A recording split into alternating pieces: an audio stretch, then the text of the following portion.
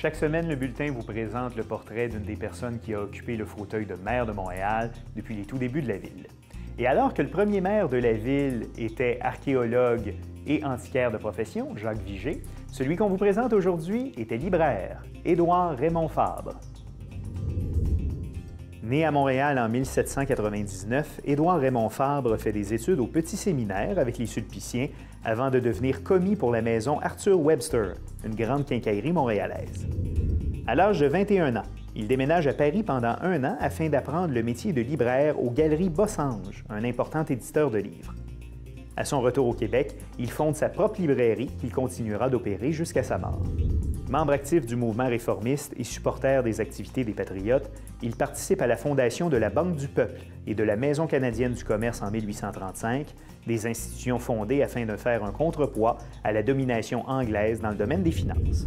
Il supporta les journaux La Minerve et le The Vindicator, principaux moyens de diffusion des idées réformistes. Il est arrêté en 1838 suite aux événements du mouvement patriote, puis relâché faute de preuves. Dès 1833, Fabre participe à la vie municipale comme membre du comité sanitaire.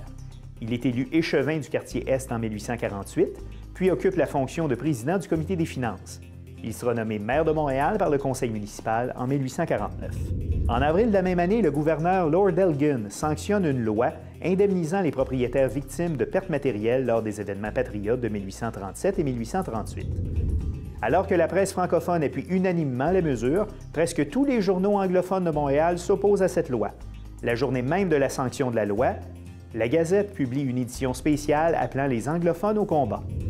Après s'être réunis au Champ de Mars, des manifestants se rendent jusqu'au marché Sainte-Anne sur la place Diouville, qui abrite le Parlement du Canada uni. Puis ils y mettent le feu. L'édifice et sa précieuse bibliothèque sont complètement détruits. Cette insurrection anglophone se poursuivra jusqu'au mois d'août. Comme maire, Édouard Raymond Fabre a coordonné les opérations pour contrer une nouvelle épidémie de choléra qui se déclenche à l'été 1851. Elle fait environ 60 victimes à Montréal. La ville se charge alors de la quarantaine, de la désinfection des maisons et du contrôle des exhumations.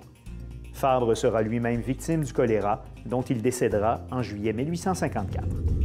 Alors que la rue Fabre et la station de métro du même nom honorent la mémoire de l'évêque Édouard-Charles Fabre, le fils de celui qui a été le 6e maire de Montréal, Édouard Raymond s'est vu donner son nom à un grand espace vert situé entre les rues Davidson et Bourbonnière, dans le quartier Hochelaga, en bordure de la rue Notre-Dame.